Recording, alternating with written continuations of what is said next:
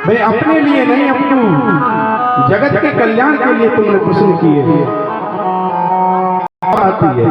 जब कोई परेशानी आती है तब हमें भगवान की याद आती है, बाकी और समय में भगवान की याद हमें नहीं आती। तो निष्काम होकर भगवान की जो भक्ति करेगा वह सच्चा भगवत प्रेमी होगा।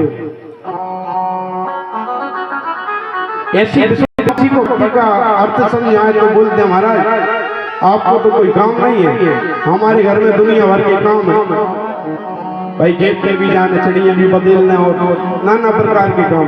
किंतु मीरा जी ने भी भक्ति की थी, कोई छोटे मोटे राजघराने नहीं थे मीरा जी, राजघराने से ताल्लुक रखने वाली, परंतु ऐसा भगवत प्रेम जागृत हुआ मीरा जी के मन में कि सुताई सब कुछ छूट गया।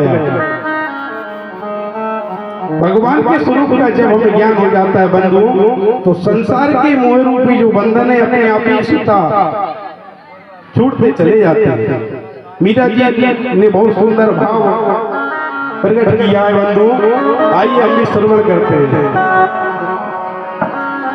मीरा जी को जब भगवान की भक्ति रूपी जब रोग लगा तो घर वाले सब परेशान हो गए, परंतु मीरा जी भगवान की भक्ति कर रही है और कहते मैं तो गोविंद गोविंद गाऊंगी, मैं तो गोविंद गोविंद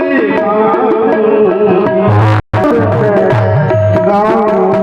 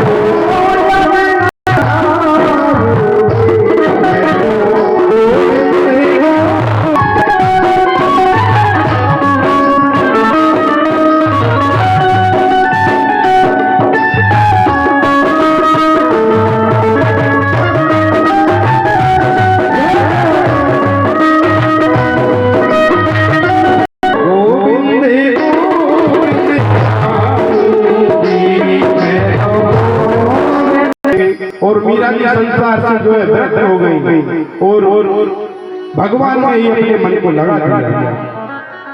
तो महाराज संसार में जो आशा आती है वह तो अपने आप छूट जाएगी जब भगवत प्रेम जागृत होगा। जैसे कि किसी कन्या का जन्म होता है, माँ बाप के घर पर ही वह पल्ली बड़ी और 20 साल तक वहीं पर रहती है, परंतु 20 साल बाद जब उसका विवाह होता है तो अपने ससुराल को चली जाती है। ससुराल में जाकर एक तो सब नहीं बदलता, पर धीरे धीरे उसकी जो है आसक्ति ससुराल में बढ़ने लगती है और अच्छे तरीके से जब वह ससुराल में घुल मिल जाती है तो वही कन्या धीरे धीरे अपने मायकों को पराया करने लगती है।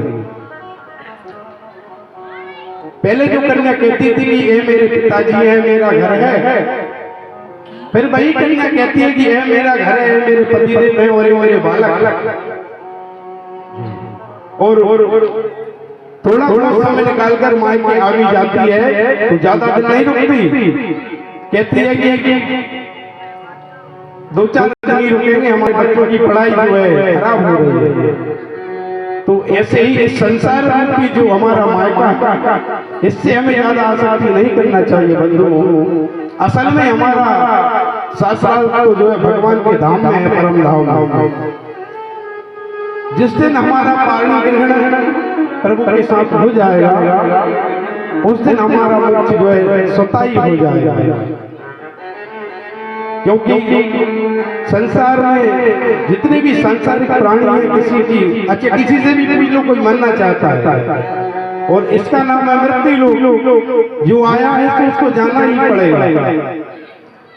और चाहे कोई अच्छे से चला जाए, चाहे उसे धक्का मार करके निकाला जाए, क्योंकि हम के दूत जब आते हैं तो वे धक्का मार करके और इन प्राण को खींच करके ले जाते हैं और फिर उसको परमात्मा के समक्ष जाकर के हमको प्रस्तुत करते हैं।